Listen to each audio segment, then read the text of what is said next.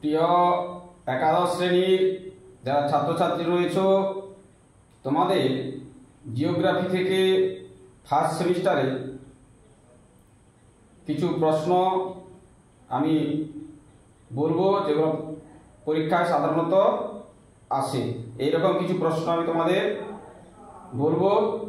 প্রথম অধ্যায় থেকে কিছু প্রশ্ন আমি বলছি যেগুলো সাধারণত পরীক্ষায় আসে, তোমরা শুনতে থাকো। প্রশ্নগুলো কি? আমাদের পৃথিবী কোন ছায়াপথের অন্তর্গত? উত্তরটি হবে কি না আকাশগঙ্গা। পৃথিবীর উৎপত্তি সংক্রান্ত ধ্রুপদী মতবাদটি কি না বিগ ব্যাং তত্ত্ব। সূর্যের বামন গ্রহের সংখ্যা কয়টি না 5টি।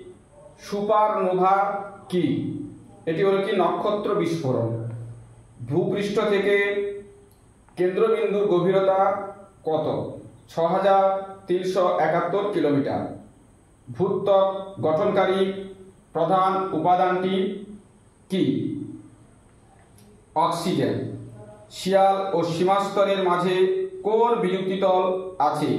কনরাড বিযুক্তিতল। ভূত্বক ও গুরুমণ্ডল এর মাঝে কোন বিযুক্তিতল আছে? মোহর-রিভিসিক বিযুক্তি।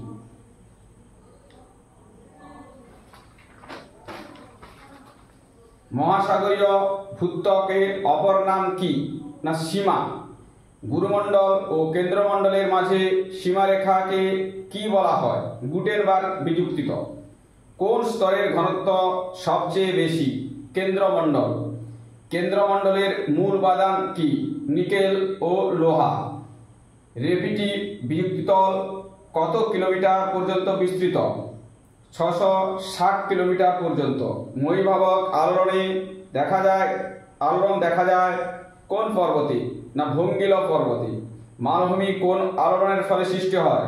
মহীভাবক আলোড়নের ফলে। গিরিজনী আলোড়ন এর ফলে কোন পর্বতের সৃষ্টি? ভঙ্গিল পর্বত।